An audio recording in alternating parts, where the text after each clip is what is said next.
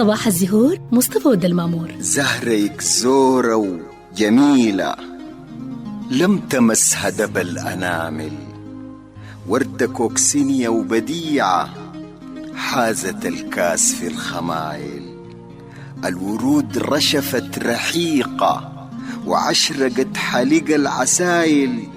ايه علاقتك بورودي غير تميس ليها وتمايل، غير تميس ليها وتمايل. الورود عارت رحيقة وعشرقت حلق العسايل. صباح الزهور مصطفى ودالمامور.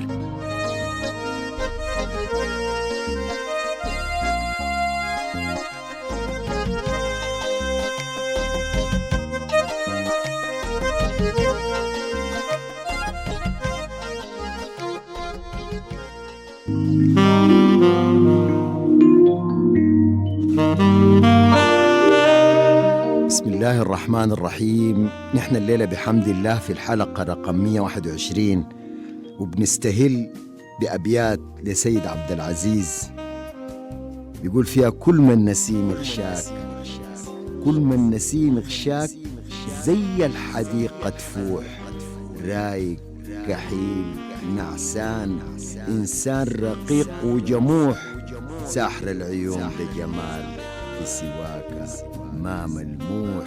إن كان تميس بالنيس وإن كان تموح بموح، عدل الطبيعة جعل جور الحبيب مسموح.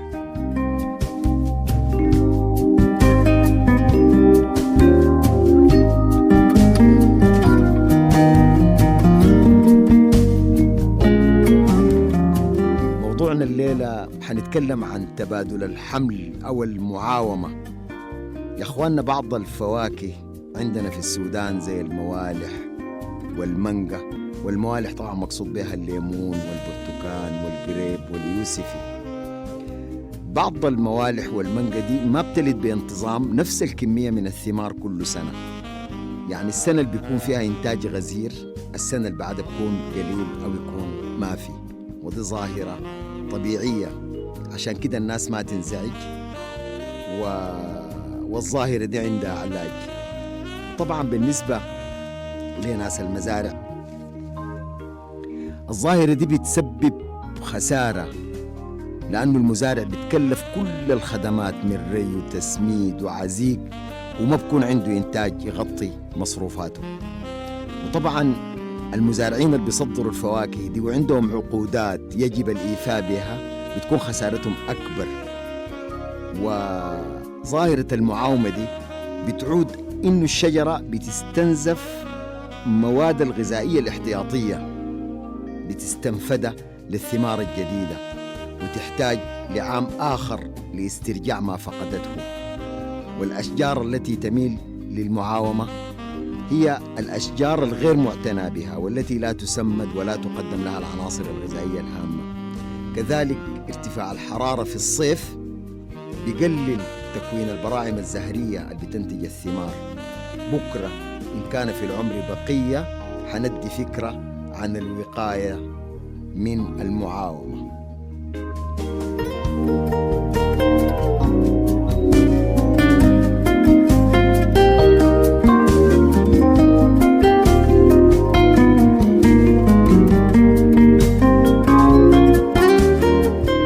زهرة الصباح الليلة الكنة، والحقيقة تعودنا دايما كل زهرة من الصباح بتدينا حكمة، وحكمة الكنة بتقول: لا أحد يستطيع أن يرجع للخلف ويغير بداياته السيئة، لكن أي واحد ممكن أن يبدأ الآن ويخلق نهاية ناجحة.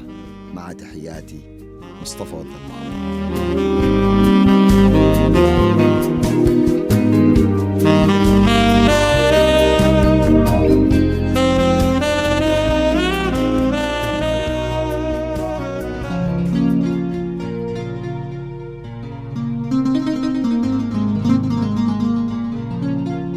صباح الزهور مصطفى ودالمامور. زهرك زورة وجميلة لم تمسها دب الأنامل، وردة كوكسينية وبديعة حازت الكاس في الخمايل، الورود رشفت رحيقة وعشرقت حليق العسايل.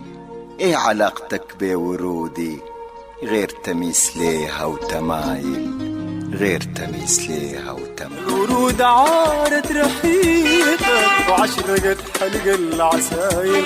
صباح الزهور مصطفى ود المامور.